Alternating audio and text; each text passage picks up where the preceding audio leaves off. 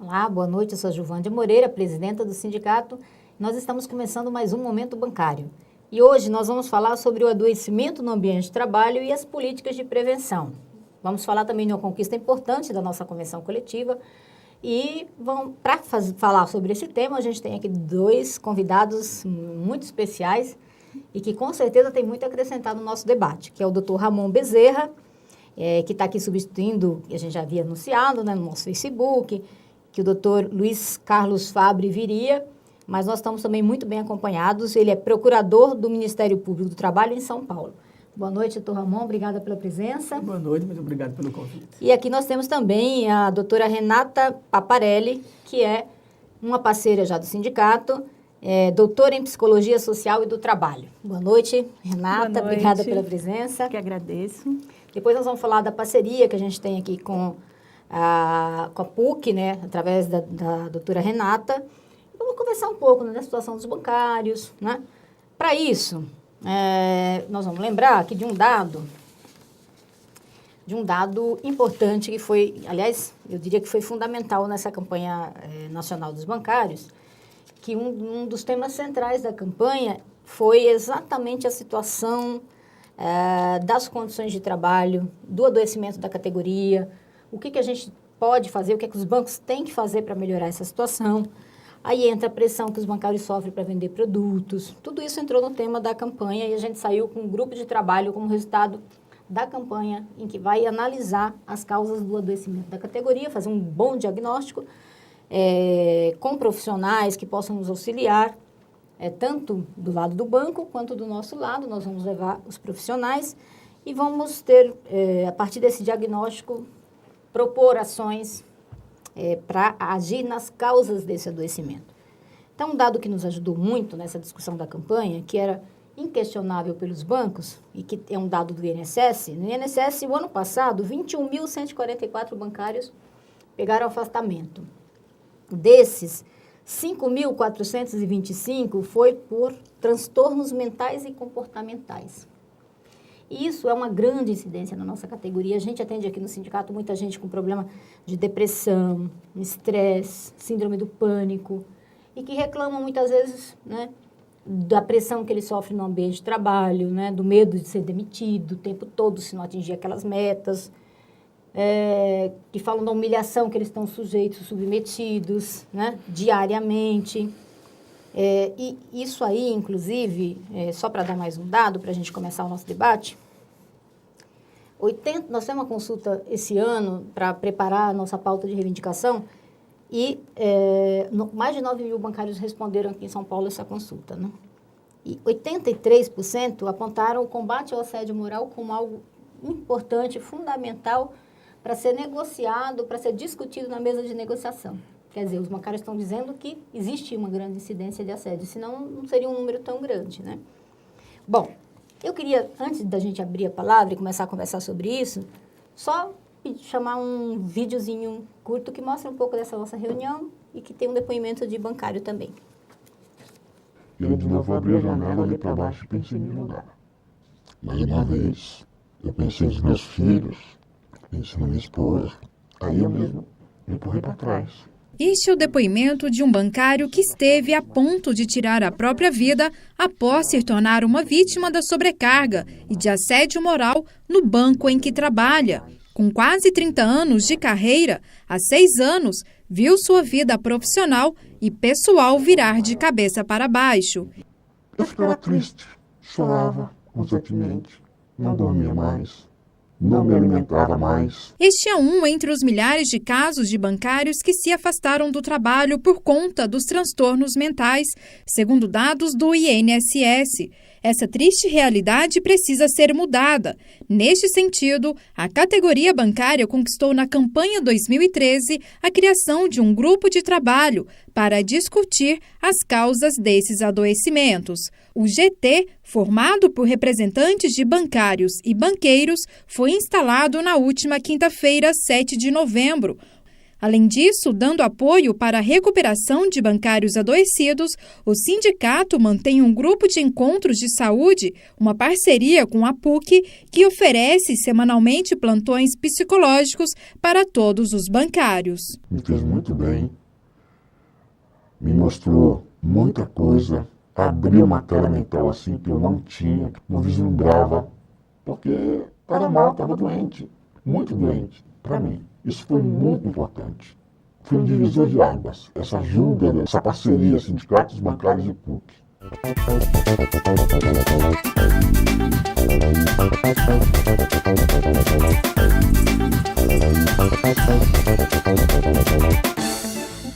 Eu vou começar aqui pelo final do nosso VT, que fala da nossa parceria. E um bancário que dá um depoimento da importância desse grupo de trabalho, essa ajuda que teve aqui. Então, doutora, a senhora já conhece muito a realidade dos bancários, né? Fala um pouco para a gente como é que é esses bancários que chegam aqui, o que você avalia disso? Bom, em geral, nós temos aqui no grupo, né, que busca construir espaço de acolhimento para pessoas que estão nessa situação difícil. Nós temos muitos casos de depressão, síndrome do pânico. Muitos deles não são síndrome do pânico, são estresse pós-traumático. Estresse pós-traumático ou por questão de assalto, de violência, mas tem também, hoje se fala em estresse pós-traumático por assédio moral, né?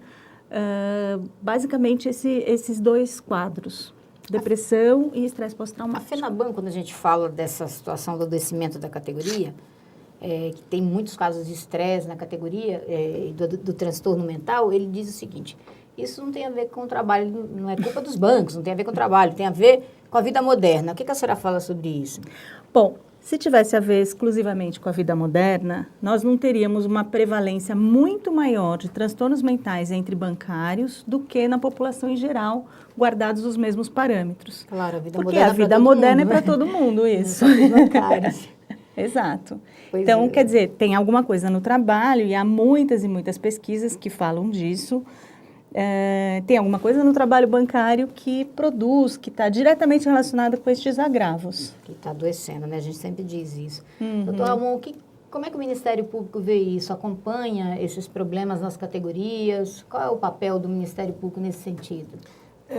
O Ministério Público ele está atento ao problema do assédio moral em relação a todos os trabalhadores, mas é indiscutível que em determinadas categorias nós temos um índice de incidência maior. Então, voltando aqui à expressão dos problemas da vida moderna, você tem um percentual de trabalhadores em geral acometidos por transtornos mentais ou comportamentais, que os acometidos representam determinado percentual da população toda, e em algumas categorias específicas, como os bancários, esse percentual ele destoa um ponto fora da curva, né? E o Ministério Público já diagnosticou isso, não por acaso. Agora, em outubro, entre 21 e 25 de outubro, houve uma semana nacional de reflexão sobre assédio moral nos estabelecimentos bancários. Então, houve eventos em todos os estados da federação. E o Ministério Público do Trabalho não está a dizer que o assédio moral só acontece entre os bancários ou só acontece no setor de serviços ou do varejo, não. O Ministério Público está alertando para especificidades, né, e para uma prevalência ou uma exacerbação do assédio moral e do adoecimento dele decorrente em determinadas categorias. Contextualizando, eu acho que para que a gente possa, já que você falou do grupo de trabalho aí no vídeo, para que a gente possa esperar ou imaginar alguma solução adequada, o primeiro passo é a gente poder reconhecer a existência do problema. Claro. Esse é um passo inicial. Mas isso, olha, isso que você está falando é fundamental. Quando a gente começou a discutir, a pautar colocar na nossa pauta de reivindicação, levar para a mesa de negociação, a FENABAN falava: não, isso não existe, né? Não existe assédio moral na categoria, não existe grande incidência de transtornos mentais na categoria, a história de depressão, esse é um problema geral. Isso era um comportamento, a FENABAN, nesse caso o braço sindical dos bancos, né? E lá na mesa tem os 6 grandes bancos representados e tem um negociador. E ele sempre falava sobre isso, negava. E isso tem crescido tanta pesquisa, tanto estudo, acho que até inclusive a atuação de vários órgãos, né, como inclusive o Ministério Público, mas estudiosos, né, gente e a ação sindical e as pesquisas que a gente faz, e ele questiona as pesquisas, né? Diz que as pesquisas são... a gente tem pesquisa para tudo. Se eu quiser fazer pesquisa que dê um resultado, eu vou lá e faço também, né? Não, aí e nós também, até chegamos a propor para eles, assim, então vamos fazer uma pesquisa conjunta. A gente escolhe um instituto que seja... tenha confiança de ambos os lados, né? A gente acompanha e vamos ver o resultado dessa pesquisa. E nos anos anteriores eles não aceitavam, né? Você está falando do negar. E agora eles reconhecem que tem que sentar e discutir. Acho que é um grande passo esse grupo de trabalho, esse grupo bipartite, que nós vamos poder levar profissionais, que eles também vão levar os deles. Acho que é um grande passo, porque está todo mundo reconhecendo. O Ministério Público está preocupado com o problema, né? A Justiça do Trabalho já tem reconhecido muito o problema. Os estudiosos têm, nas várias áreas, tem pesquisa nesse sentido, né? E a gente está tentando chegar no diagnóstico preciso, sabe? Para encontrar uma solução também que previna e não deixe as pessoas adoecerem tanto. Claro. E aí, o que vocês me dizem sobre isso, assim, sabe? Que é fundamental, acho que a gente trabalhar...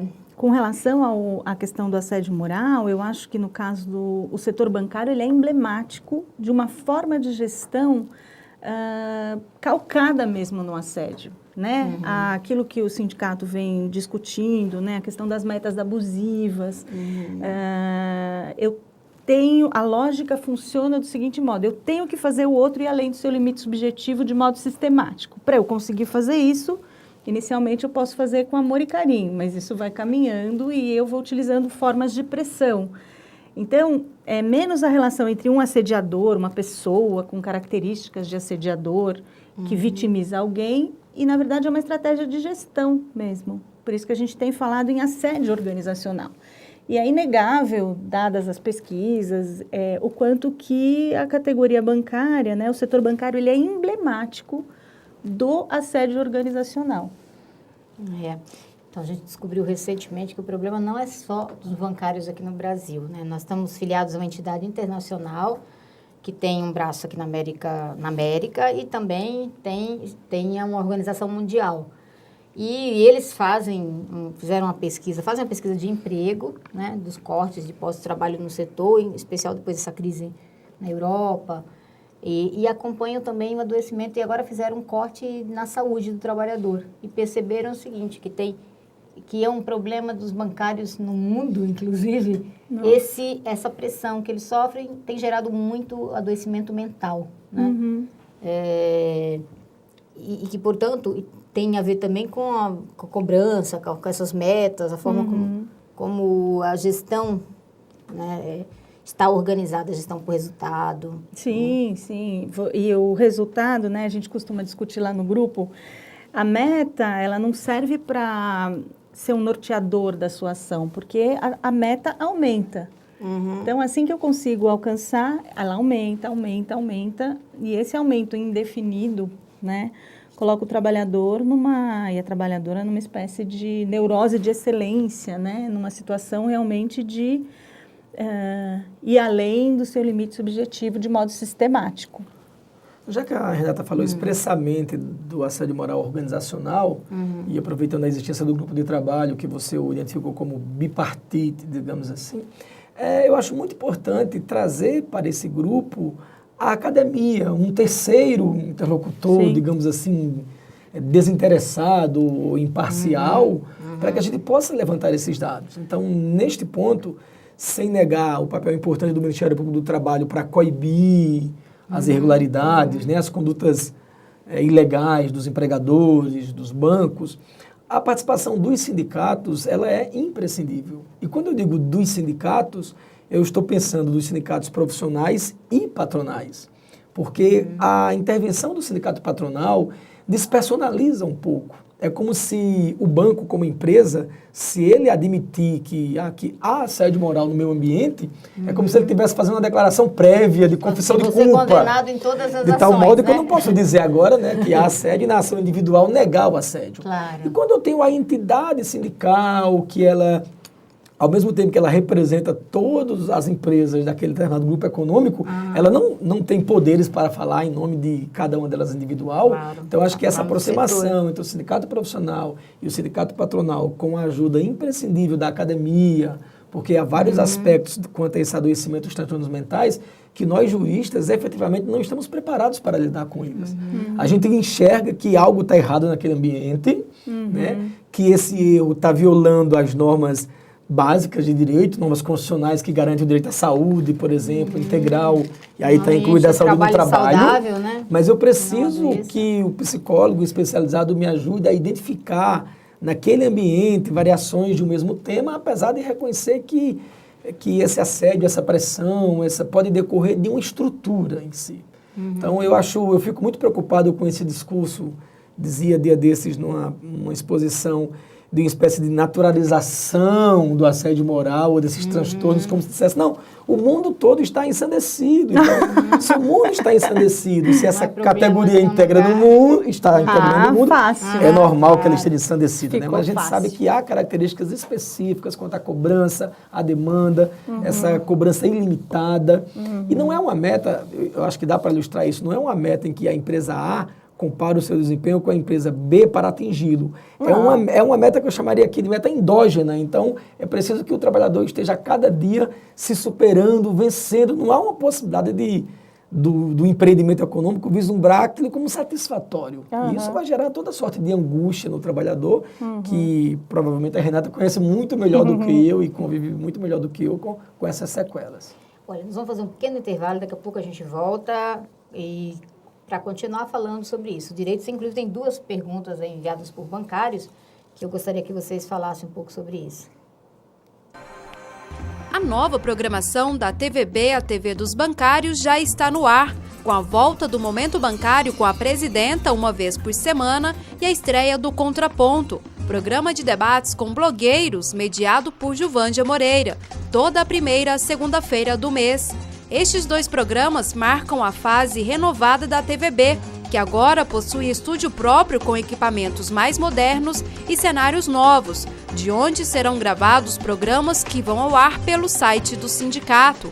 Futuras produções como o Jornal dos Bancários e especiais sobre cultura, saúde e direitos terão estreias ainda neste semestre.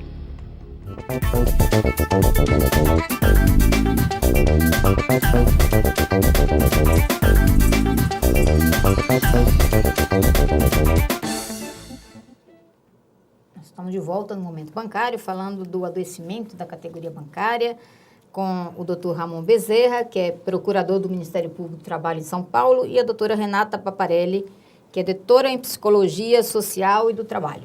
E a gente estava falando primeiro dos problemas de transtornos mentais na categoria, da gestão dos bancos, da situação dos bancários, e falamos do grupo de trabalho que foi resultado dessa na última campanha nacional da categoria bancária, que participa o banco e nós, trabalhadores, representantes dos trabalhadores, o Comando Nacional, e o doutor Ramon estava falando da importância da academia participar. Está previsto isso. Nós vamos levar mesmo os nossos técnicos, como diz a FENABAN, e os que a gente vai convidar, e a FENABAN também está levando o médico do trabalho e outros profissionais que eles entenderem que deva participar.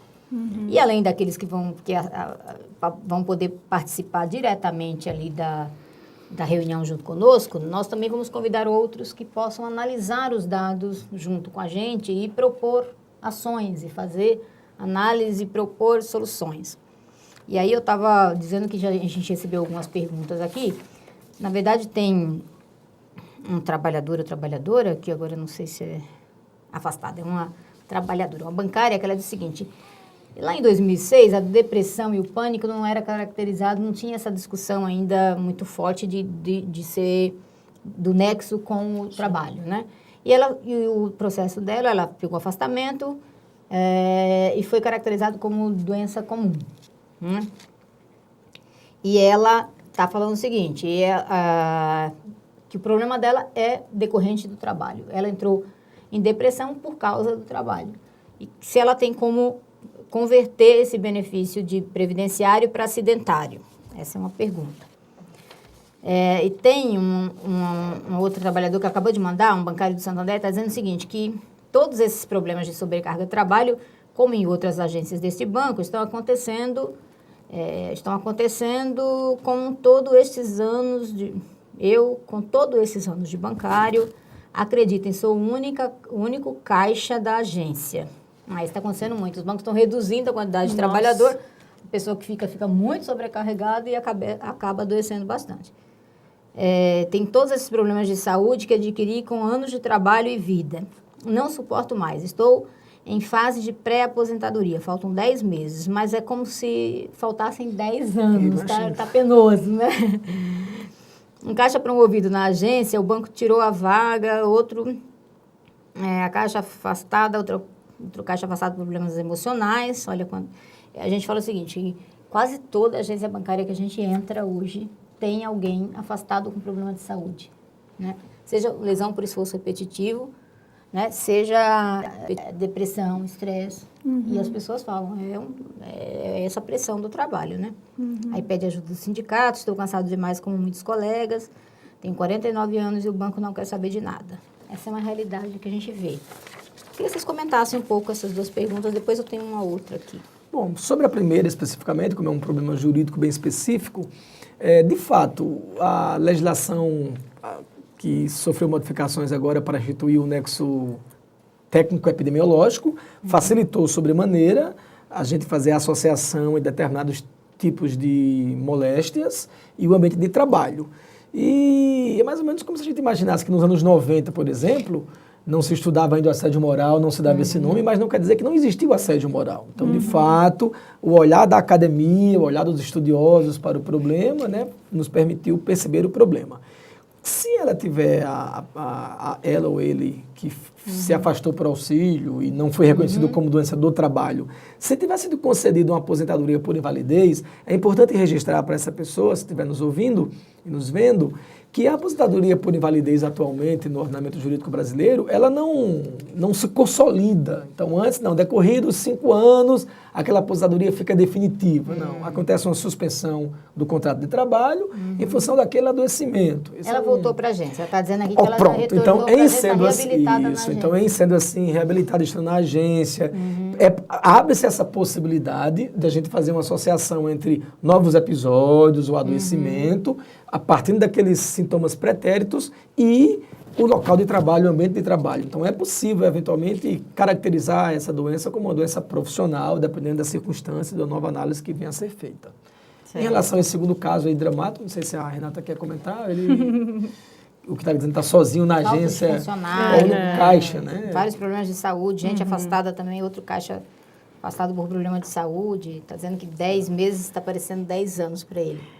A gente verifica muito, assim, os trabalhadores fazendo uma contagem regressiva para pré-aposentadoria, para aposentadoria.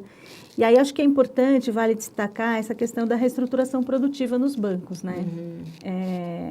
Costuma-se falar de um processo de otimização, que eu costumo brincar com os meus alunos dizendo que muitas vezes a otimização é uma pessimização para o trabalhador. Sim. Otimização de quê, né? Otimização do quê? Do processo de trabalho. Significa menos gente para fazer mais coisas. Isso normalmente representa mais lucro. Isso, e aí não tem como dar certo. Não tem como dar certo essa equação. Saúde, trabalhar em dobro, não tem como dar certo. Que é o caso dele, né? O adoecimento sozinho na agência. Acontece.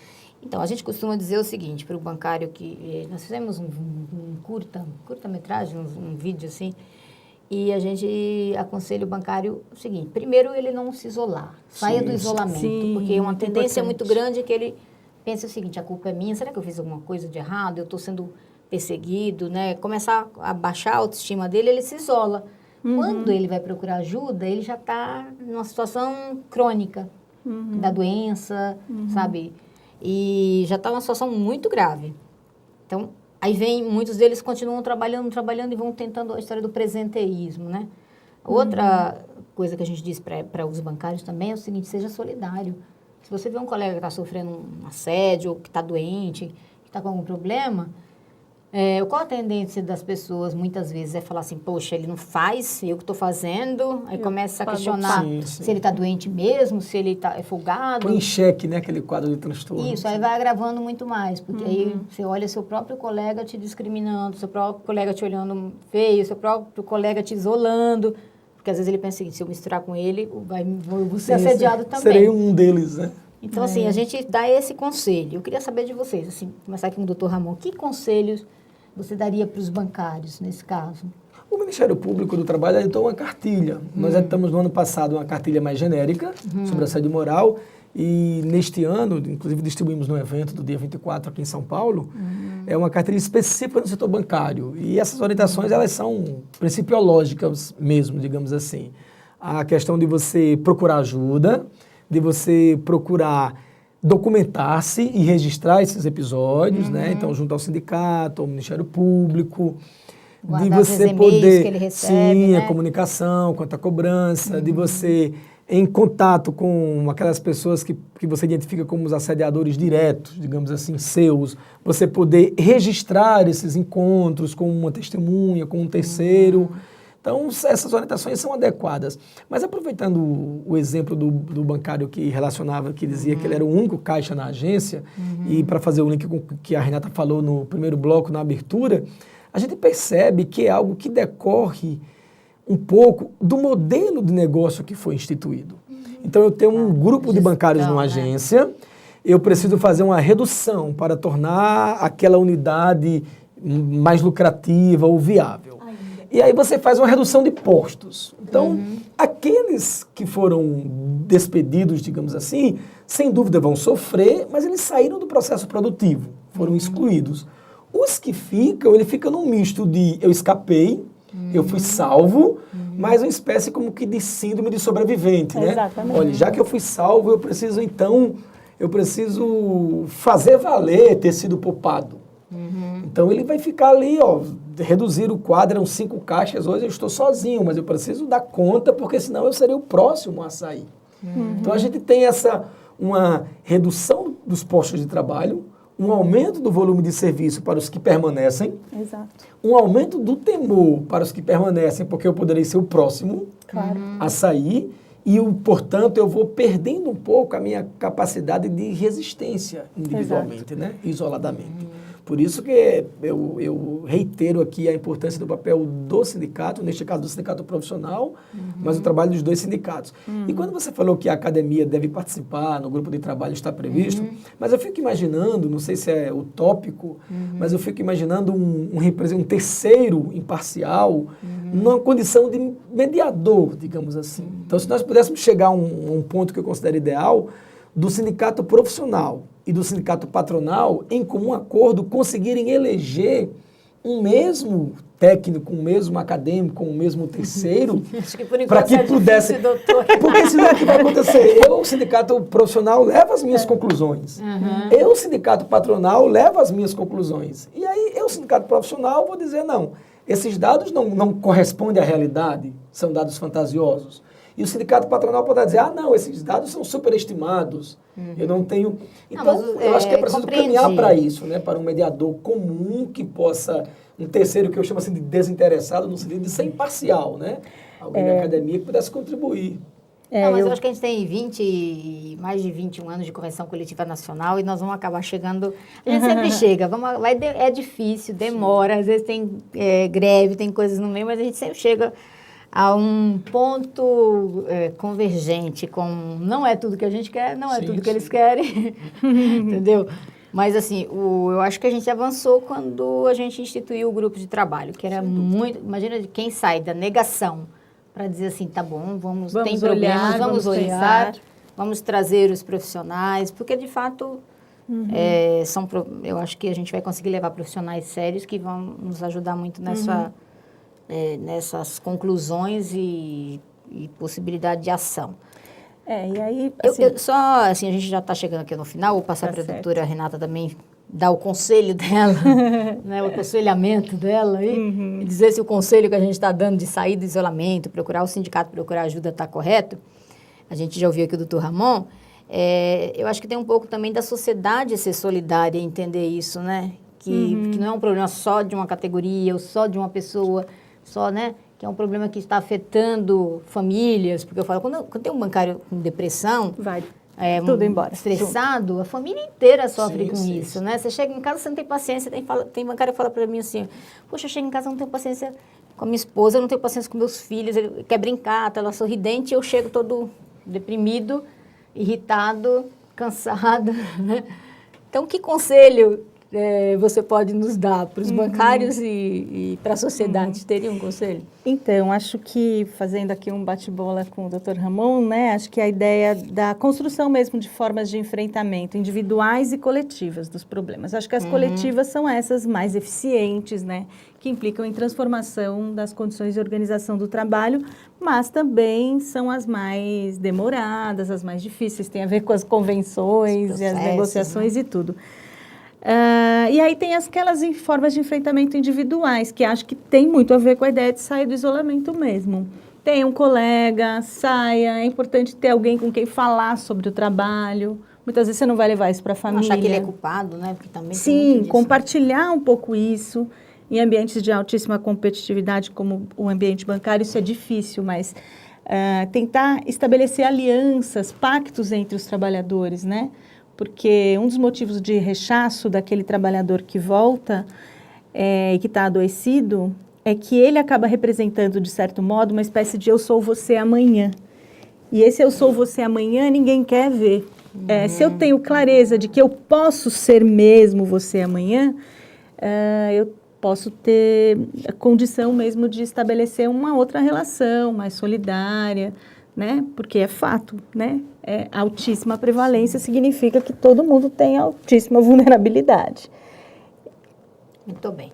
Bom, o tempo aqui passa super rápido, né? Mesmo? Assim, a gente está começando a pegar o gosto, acabou. É verdade. Antes de aquecer, tem que encerrar. Né? O negócio acaba.